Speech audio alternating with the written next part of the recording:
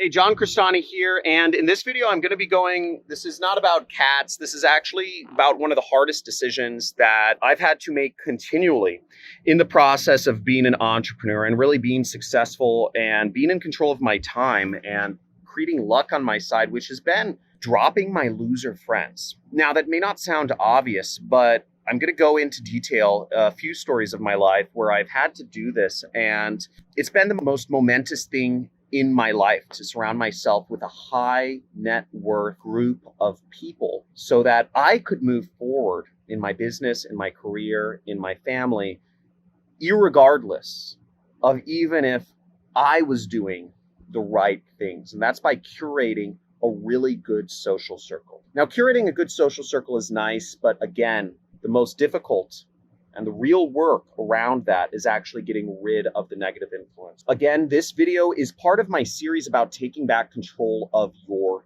time.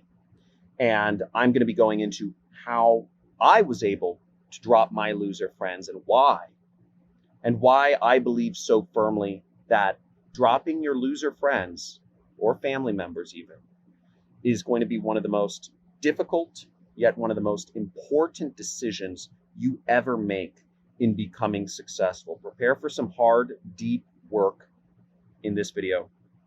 See you in a second.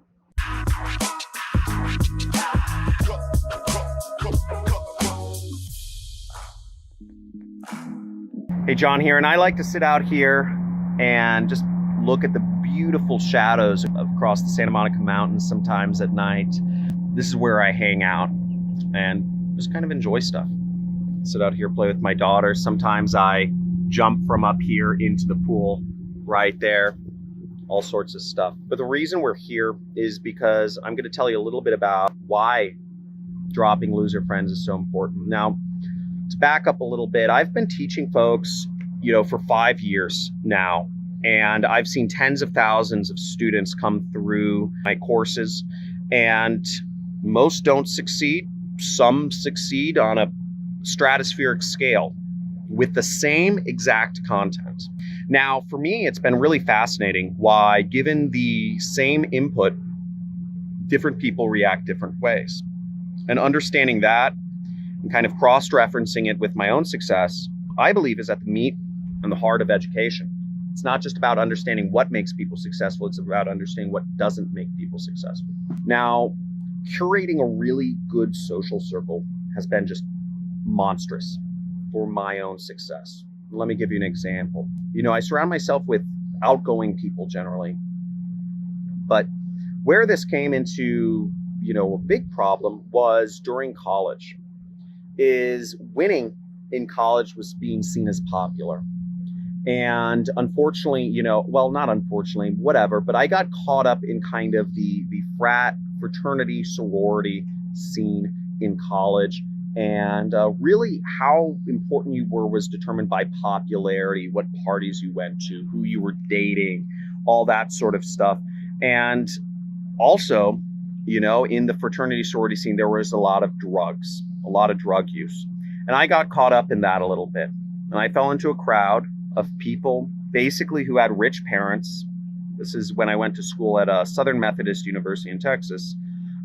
Basically people with rich parents who did a lot of drugs. And that wasn't really helpful for getting ahead in life.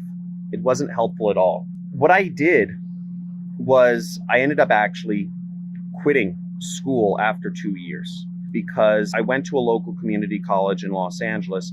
But the problem was I saw that I was in a social scene that wasn't good. You can't continue improving in that life. The end goal of that game wasn't a good game, right?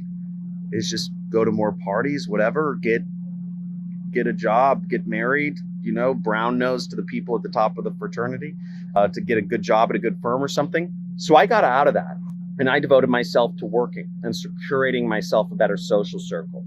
I stopped doing drugs for 6 months. I stopped doing anything.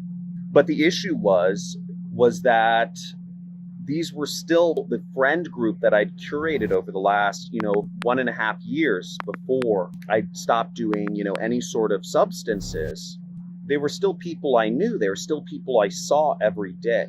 So I wanted to cut off myself from the possibility of falling back in with people that were negative influences on my life. And that's the issue with friends or acquaintances or family members, is you're stuck with them, usually for your entire life, whether, usually there's a lot of interwoven social dynamics that go on. So I needed to make a clean break. And what I did when I moved to Los Angeles was I started surrounding myself. I started going to meetups and events. You can't really do that right now, but I started going to as many meetups and events as I could because in my mind, I said, I'm going to surround myself with people who are making money on the internet. This is going to be my new social circle. And every single day, I would drive 2.5 hours away. I'd drive all the way to San Diego, which is very far. If you know Los Angeles and San Diego, it's very long way in traffic and it can be 3.5 hours. But I'd drive super far once I was done with my day job to meet people so I could surround myself with a social circle of folks that were moving, were ambitious, were making money online. And through repetition, through doing this for a year or so, a year and a half, I started creating for myself a social circle of folks that were in the internet business or, people that were trying to do real estate and stocks. I didn't know that many very successful folks, but I started surrounding myself with people that had intentionality. Now, if you're watching this, I would suggest, what you may take away from that is if you want to be successful in something, surround yourself with movers and shakers. People have intentionality. So I did that, and that helped me out a lot. I actually got my first real, I'd say, internet job and also mentor from this process. Somebody I'd met, I was trying to run my own business. I was being a medical guinea pig and, I was taking test drugs and getting paid a lot of money. I stopped illegal drugs, but I started getting paid to take drugs as much as like $6,000-$7,000 a month to take experimental drugs from the big drug companies. That funded a lot of failures in my business. It didn't work out, right? And I'd say part of the reason is I didn't have a mentor. So through the process of curating myself a social circle, I was able to find a mentor. I got my first job. That's where I learned how to do pay-per-click advertising. And from then, I started using that, combining that with the affiliate marketing that I was already trying out. I made millions, at a very young age. This is like 24, I made my first million by. Let's get back to removal. So there have been multiple places where I've had to remove negative influences from my life. I find myself with a lot of folks that are negative influences, but they look a lot different. They're more successful. They are, they're straight edge. They're a different degree of success, but what they're looking to do is suck my time and suck money from me. And oftentimes it's sucking time from me, I'd say, is probably the biggest type of negative influence that I have in my life. There are a lot of people who want to suck my time from me. There are a lot of people who want to speak with me one-on-one. There are a lot of people who want me to personally mentor them and train them, and they'll move out to Malibu and they'll come to my house every day. I get a lot of proposals for people who say they'll do anything, to learn marketing and have me as my mentor or whatever. Now, after I'd started being successful in business, I was living in Santa Monica. It was pretty cool. I had a really cool apartment at 6th and Broadway. So we had a big deck just like this one. We had, beer pong on it. We could walk to the 3rd Street Promenade, which is kind of like an international tourist attraction. We could walk to the beach. It was really cool. And chicks dug it. We had bars all around us, really fancy restaurants. It was fun. But one of the issues that I came into living in Santa Monica was that, on one hand, I located myself there because everybody wanted, because people would come to me as opposed to me having to go, if I wanted a social life, me going to them. But the downside was that we had, I was in a really sick spot, and lots of people love to come over and party and pregame at our place. So we were kind of like this central hub for social activity, because we're in our young or mid 20s. So we had a really cool spot to be. We're in the hip, hot part of town in LA. This caused some issues because you fall into these don't want to call them traps, but you fall into this kind of like social routine where, suddenly you have all these weekly events you're doing, and suddenly you have people coming in and out of your place, because your roommate invites them over, because I invite them over, because, you fall into this social routine of activity. And that doesn't really service, it's comfortable, but it doesn't really service the hunger. It doesn't service the ability to be single-mindedly focused on being successful. One of my solutions to that, oddly enough, was traveling. Traveling provided me a reset, provided me that time to just isolate myself almost and focus on solving the issue at hand, which was creating ads that had high conversion rates, high ROIs, so I could make a lot of affiliate commissions. So in a sense, I'd say I almost ran away, right? I'd say that was kind of, what I did during college when I surrounded myself with the wrong social scene. In Santa Monica, when I was successful, I didn't fully run away because I'd always come back. And my friends, who have been my friends since I was in high school, the friends I still hang out with from high school are all multimillionaires now, which is pretty neat. So we've kept up, and Los Angeles has just been an absolute hotbed of economic activity. So for people who are motivated, it's very easy when you're in a place like Los Angeles to make a lot of money because you're in the right place. Again, proximity is power. So if you locate yourself in a place that has monster wealth creation already, that has an engine that's turning, you're going to have a lot better chance of being successful or lucky if you are there than if you are in Kenya, for instance, right?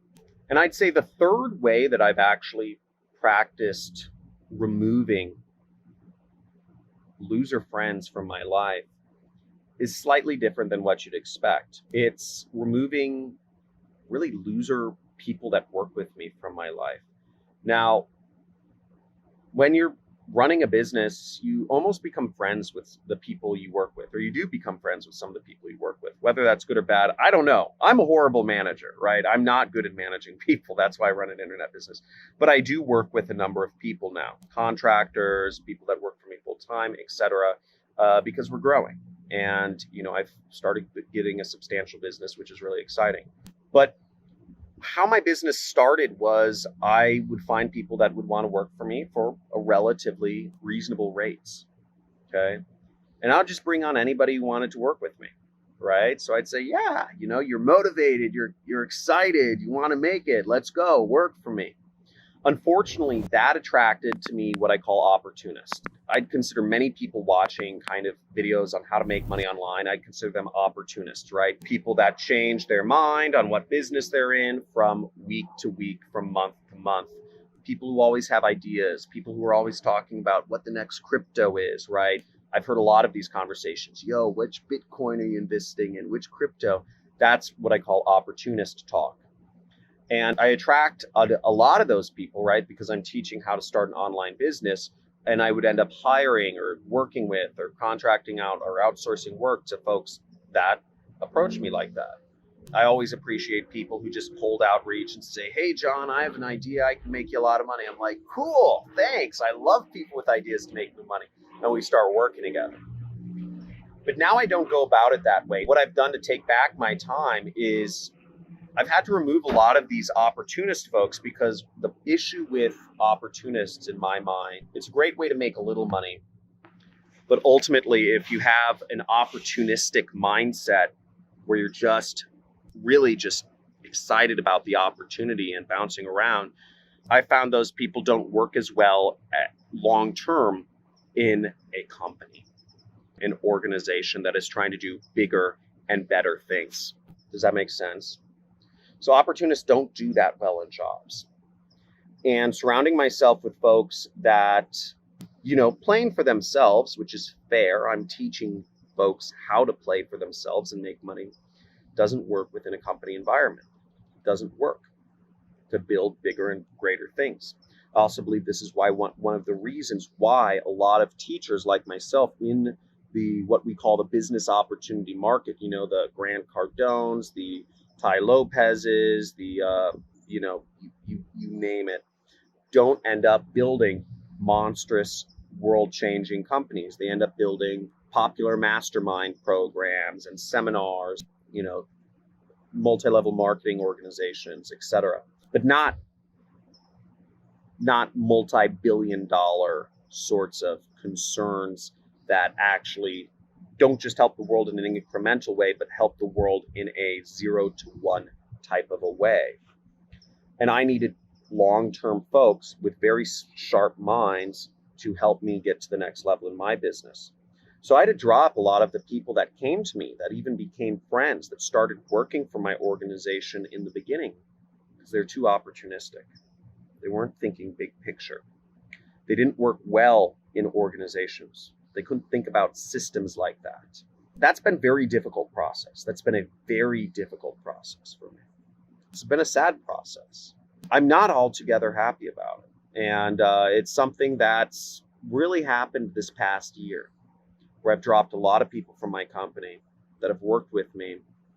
And I've brought on people, folks who have a bigger vision, who are smarter, who are more capable, and who ultimately are going to go on to do bigger and better things. It's sad when you drop friends. It's sad when you lose a friend, and that's going to be a normal part of the process. It's going to be sad. It's going to push you. Some of the people you're going to have to drop are going to be family members. That's going to be really hard. I'll talk about that in another video. But you don't necessarily have to not lose your family members as much as you're just not responding to every invitation they give you to hang out. And that can cause a lot of strife. That can cause a lot of family strife. It can cause you to be the black sheep. It can cause people to talk badly about you. But some of these things are going to be necessary if you want to get to the next level in your life. It's difficult. It's meant to be difficult. But my homework for you, if you're playing along, is write on a piece of paper, and I write down, just put a line down the center, and write down what people are positive influences that are going to help you become more successful in your life and your career. And write down people that are negative influences. Write down a bunch of people that you interact with. I remember doing this, and there are some people, some of the most successful people I was not interacting with because I was scared. I didn't think that some very successful person would want to talk to me because I was still, not making enough money. And I still think that way today.